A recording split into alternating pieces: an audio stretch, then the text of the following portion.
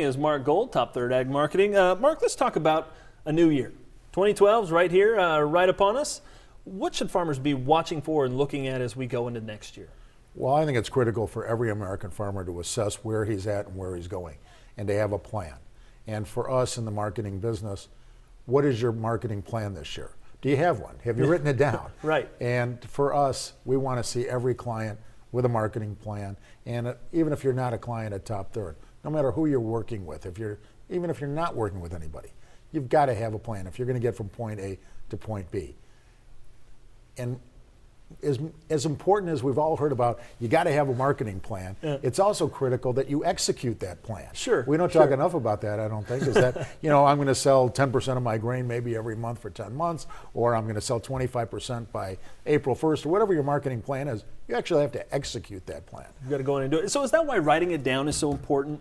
I believe it's certainly helpful because, as a professional trader, we always talk about these mental stops you'll place in the market. And if it gets to this level, then I'm going to get out. Well, it gets to that level, and you think, well, it can't go any higher, so I'm going to wait for a break.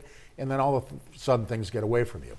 By having it written down, having that order in, if you will, ahead of time, you've already gone through the right thought process, right or wrong. You've made a decision, and you can learn from it. Not every decision is going to be correct, but you can learn from those mistakes rather than just having some thought out there thinking, well, if it does this, maybe I'll do that. That's not, in my opinion, an effective marketing plan. Yeah. What is the economy telling us as we move into 2012? Well, I believe that the economy's on a little bit of an upturn in here. We're starting to see some better numbers in housing. We're starting to see a little bit better number in unemployment.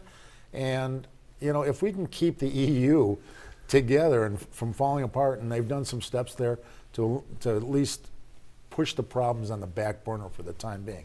If we can escape that mess over in Europe, things look to be a little bit better here in the United States. Certainly as we get into a presidential election, there's going to be a strong impetus to try to turn things higher and to get people feeling better about the economy.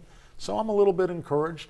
Along with that, we could see higher interest rates, but the economy can certainly handle some higher interest rates at this point. All right, Mark, good advice today. Appreciate you being here. We'll Thank be you. back with more Ag Day in just a minute.